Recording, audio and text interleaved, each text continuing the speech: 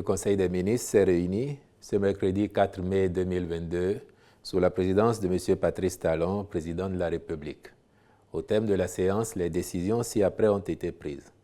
S'agissant des mesures normatives, sous cette rubrique ont été adoptés les décrets portants.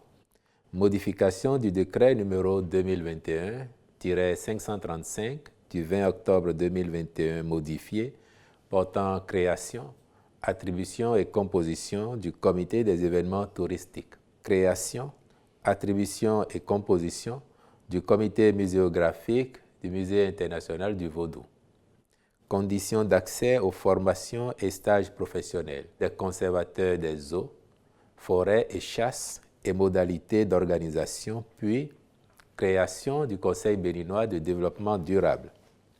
S'agissant des communications, en un, mise en œuvre du plan d'action de réinstallation des personnes affectées par les travaux de protection du segment de côte Ila-Kondji-Grand Popo.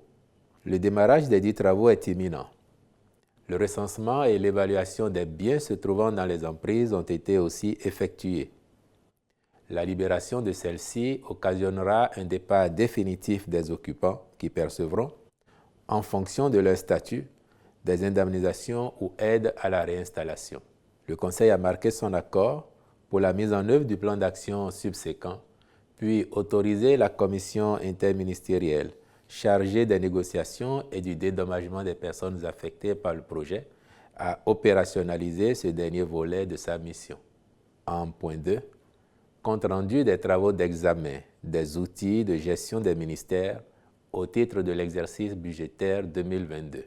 La revue préalable des outils de gestion élaborés par les ministères avant la mise en exécution du budget vise essentiellement à s'assurer de l'alignement des activités prévues avec les grandes orientations contenues dans le programme d'action du gouvernement PAG. Les travaux du comité interministériel ont permis de s'assurer de la pertinence et de la cohérence des priorités et actions retenues au titre du budget 2022 avec le PAG 21-26, l'efficience des coûts ainsi que des modalités d'exécution des activités prévues en vue de renforcer la responsabilisation des directions techniques, des agences d'exécution et des gestionnaires de crédit, la bonne application des instructions et modalités d'exécution du budget de l'État. Au total, la revue a abouti à la validation des plans de travail annuels, des plans de consommation des crédits et des plans de passation des marchés de l'ensemble des ministères.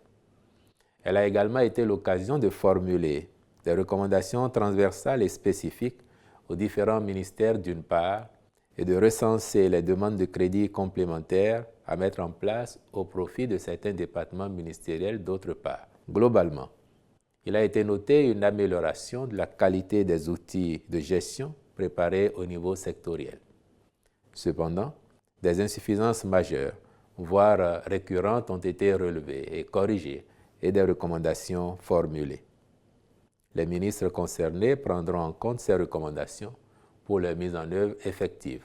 En point 3, compte rendu des travaux de comités départementaux interministériels d'évaluation des indemnités de propriété dues aux victimes d'alignement de divers projets d'aménagement et de bitumage de routes.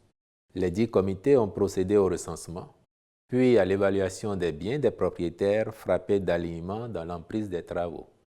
Ceci concerne notamment les axes suivants dans les départements ci-après. Département du Zou et du Koufo.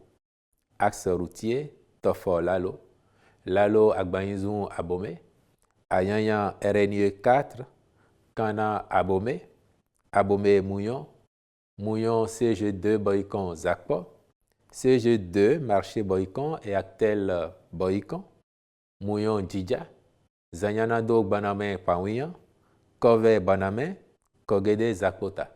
Département de la Donga, de la Takora et de la Libori. Axe routier Djougou-Peunko, Kéru-Banikoara. À l'issue des travaux, plusieurs sinistrés ont été dénombrés sur l'ensemble de ces projets pour bénéficier d'une indemnisation. Prenant acte de ces comptes rendus, le Conseil a instruit le ministre des Infrastructures et des Transports à cette fin. En point 4, mise en œuvre du projet Lumière du Bénin. Le constat est fait que le taux de couverture de l'éclairage public est extrêmement faible dans la plupart de nos communes, voire nul dans certaines d'entre elles. C'est pour pallier cette faiblesse que le programme d'action du gouvernement 2021-2026 a inscrit le projet Lumière du Bénin au titre des priorités.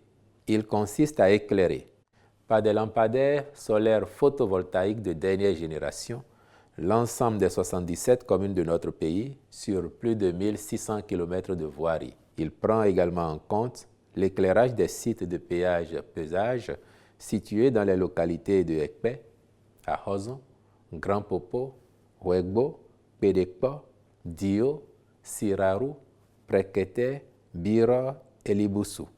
Avec sa mise en œuvre sur une période de 36 mois au niveau des principales artères des chefs-lieux de toutes les communes, ainsi que de leurs arrondissements densément peuplés, il impactera directement plus de 6 millions de personnes.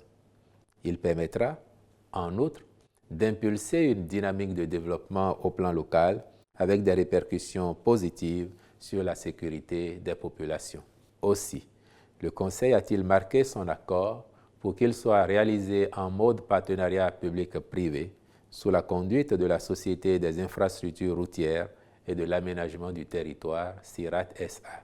S'agissant des rencontres et manifestations internationales, le Conseil a autorisé le voyage d'études au Bénin des délégations d'officiers des collèges de commandement et d'état-major des armées ghanéennes et nigérianes courant mai 2022.